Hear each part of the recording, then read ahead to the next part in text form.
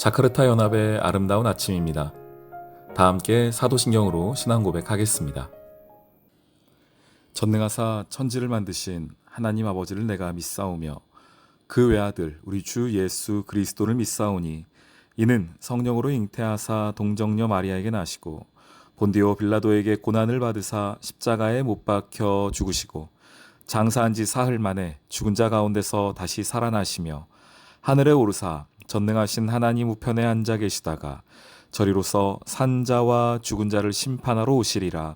성령을 믿사오며 거룩한 공회와 성도가 서로 교통하는 것과 죄를 사하여 주시는 것과 몸이 다시 사는 것과 영원히 사는 것을 믿사옵나이다. 아멘. 제15장.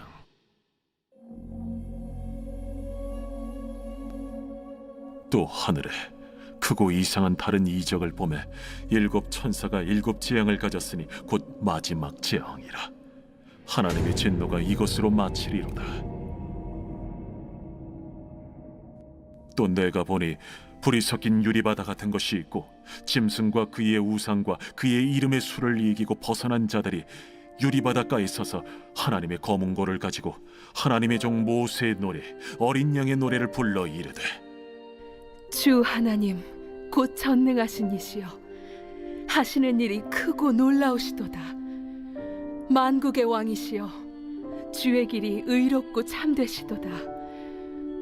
주여, 누가 주의 이름을 두려워하지 아니하며 영화롭게 하지 아니하오리까? 오직 주만 거룩하시니이다.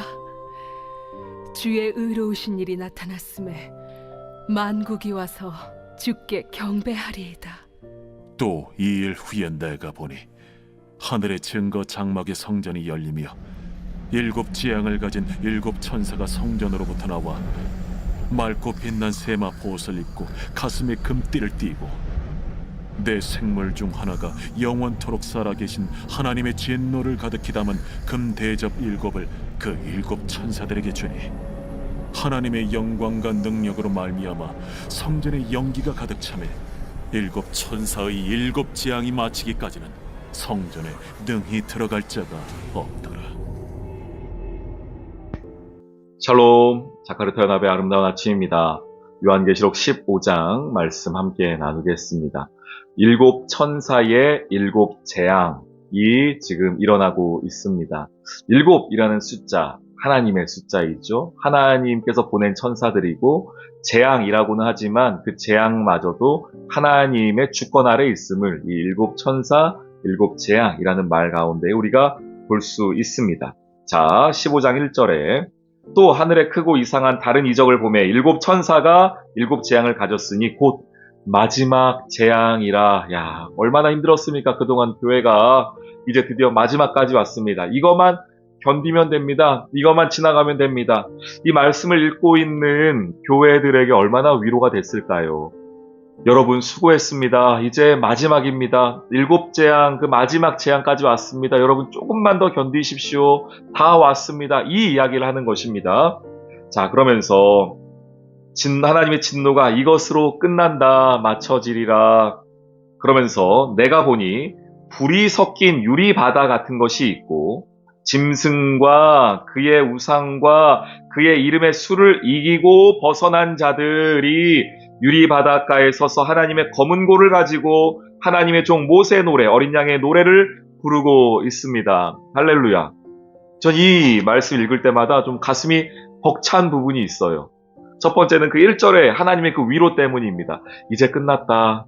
이제 다 왔다. 일곱 번째 천사 일곱 재앙이 끝났다. 마지막이다. 이거 지나가면 진짜 끝이다. 이 말이 위로가 되고요. 또 하나 제 마음을 뭉클하게 하고 감동을 주는 것은 2절 말씀 속의 이 이야기 때문입니다. 짐승과 그의 우상과 그의 이름의 수, 앞에 666 기억나시죠? 그 미혹하는 두 짐승 기억나시죠? 용 기억나시죠?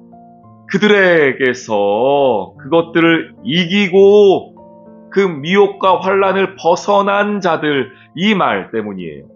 이기고 벗어난 자들. 우리 같이 해봅시다. 이기고 벗어난 자들. 이게 누굽니까? 교회입니다. 성도예요. 하나님을 믿는 사람들은 이 싸움, 이 시험, 이거 이기고 그 어려움 벗어날 겁니다. 여러분, 저는 이 말씀이 오늘 여러분에게 힘이 되기를 소망하고 은혜가 되기를 소망하며 위로가 되기를 소망합니다. 힘들고 어려운데 다 끝났어요. 예, 그거 이제 조금만 더 견디시면 돼요.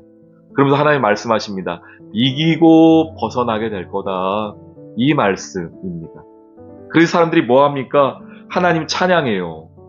3절에 보세요. 하나님 앞에 놀라운 찬양을 불러드립니다. 근데 지금 이 상황이 다 끝났습니까? 이기고 벗어나서 찬양하는 겁니까? 아니에요. 주님이 미래적으로 말씀하신 거거든요. 이제 마지막 남았으니까 너희 그거 지나오면은 이제 끝나니까 조금만 더 견뎌라 말씀하시는 거 아닙니까? 그럼 아직 그 시험이 끝난 건 아니거든요. 그 어려움이 끝난 것은 아닌데 이들이 하나님 찬양합니다. 그 찬양할 수 있는 이유는 뭐냐? 이 이유 때문이에요. 내 상황이 편하고 내 상황에 문제가 없고 문제가 다 해결되었고 그래서 하나님 찬양하는 게 아니라 하나님은 그저 찬양받기 합당하신 분이기 때문입니다. 그 이유 때문에 찬양하는 겁니다. 3절 주 하나님 곧 전능하시니 크고 놀라우신 하나님 만국의 왕이신 하나님 의롭고 참되신 하나님 하나님의 찬양의 이유는 내 상황이 좋거나 내가 행복하거나 내가 하는 일이 잘 돼서가 아니라 하나님은 그저 찬양받기 합당하신 분입니다. 그 이유 때문에 찬양하고 있는 것입니다. 우리 사랑하는 성도님들, 오늘 이기고 벗어난 자로서 살아가는 하루가 되길 소망합니다. 또한 하나님께서 주신 그 예배의 자리, 삶의 자리에서 내 상황과 환경과 감정과 그 무엇이 어떻든지 간에 하나님의 존재 자체를 기뻐하며 찬양할 수 있는 우리 사랑하는 성도님들 되시길 주님의 이름으로 축원합니다. 아멘. 오늘의 기도, 위로와 소망의 하나님, 예배와 찬양과 감사를 이 아침 올려드립니다. 내 삶이 평탄하고 어려움이 없어서가 아니라 주님은 만국의 왕이시며 의롭고 참되시기 때문입니다. 그 주님이 저의 삶을 인도하심을 믿기에 7 천사의 7 재앙도 저는 두려워하지 않습니다. 오히려 그것이 주님이 이 땅에 다시 오신다는 사인임을 깨닫고 더욱 소망하며 인내하기를 원합니다. 우리 주 예수 그리스도의 이름으로 기도합니다. 아멘.